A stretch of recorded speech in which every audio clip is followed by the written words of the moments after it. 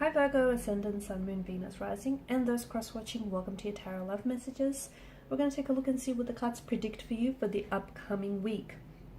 It is going to be a general reading, guys, so please just keep that in mind. If you're after a personalized tarot reading, please feel free to reach out and inquire. My email is going to be listed below the video.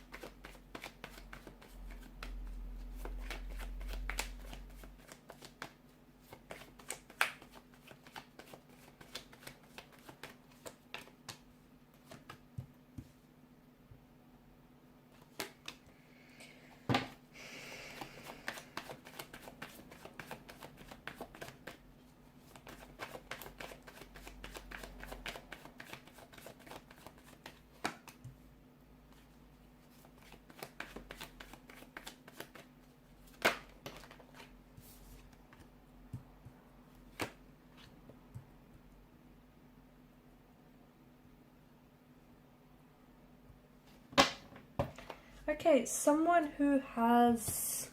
I feel like there's someone here who's coming back into your life. Okay, someone who has... this person has caused you a lot of pain. And it's someone that you've been waiting on as well here, Virgo. Okay, someone that has caused you a lot of pain, someone that has broken your heart, someone who has, shocked you by suddenly leaving and departing from your life very quickly, very unexpectedly, very abruptly. I feel like there is a past energy who is wanting to come back into your life. However, I feel like there's something very important that you need to know about this person, or more specifically about your decisions that you make, the decisions that you make either in relation to your love life or just in general, okay? Because some of you are... What I'm seeing here is that, there's a lot of hurt in the energies, and I feel like it's your energy, but it could just as well be your person's energy as well. It could be the both of you here, but I'm picking up an energy of someone he constantly making choices that end up hurting them. And they're doing it intentionally, they're doing it deliberately, okay? Now, why would anyone do that? Well, humans are very complex, right? We're very complicated, complex creatures. But here's the thing, it's someone, there's a very strong energy of abandonment. There's a very strong energy of rejection here, okay? Someone grew up in, they grew up in an emotional environment that was not healthy. An emotional environment in which they felt abandoned, in which they felt rejected, okay? And these feelings are not foreign to this person. So this individual, this energy, be it yourself or this person, is continuously and pathologically choosing people or choosing, it could be career paths, okay? They're making choices in life that are essentially, so for example, it's romantic partners that are essentially, they're choosing things that are doomed from the start, basically. So, this person deep down inside, they want romantic, like they want a commitment, but they're choosing people that are incapable of giving commitment, okay? That are incapable of long-term commitment, incapable of giving them stability and security. They're purposely choosing these scenarios, or they're purposely choosing such type of people so that they can walk away from these situations, because they know these situations are not going anywhere.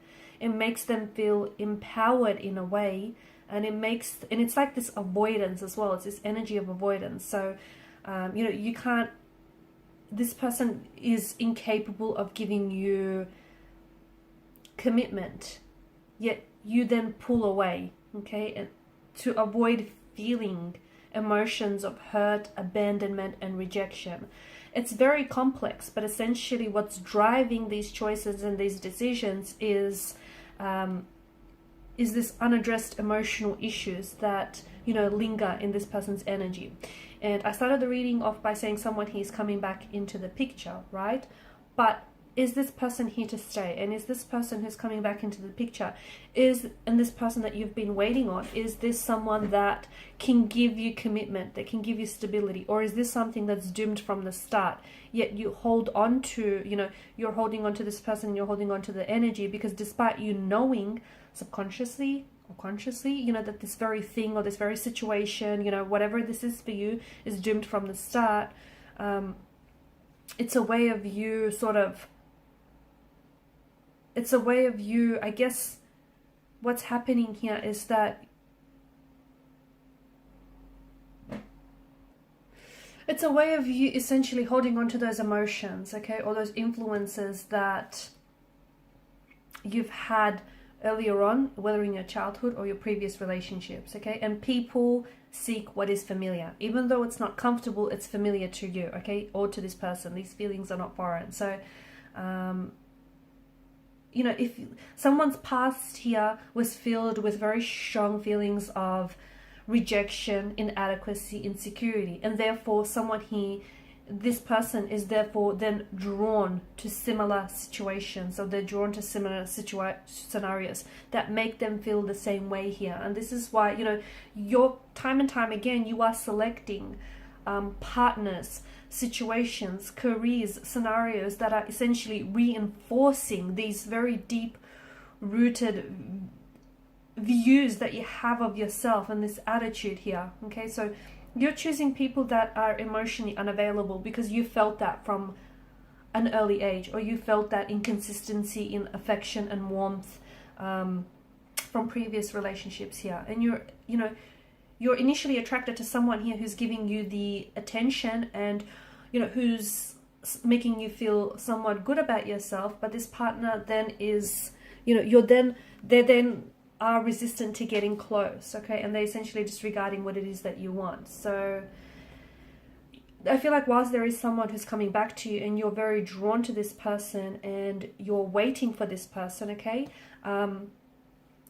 It can be a romantic energy. It doesn't have to be. It can be a close friend. It can be someone that you work with, a colleague here.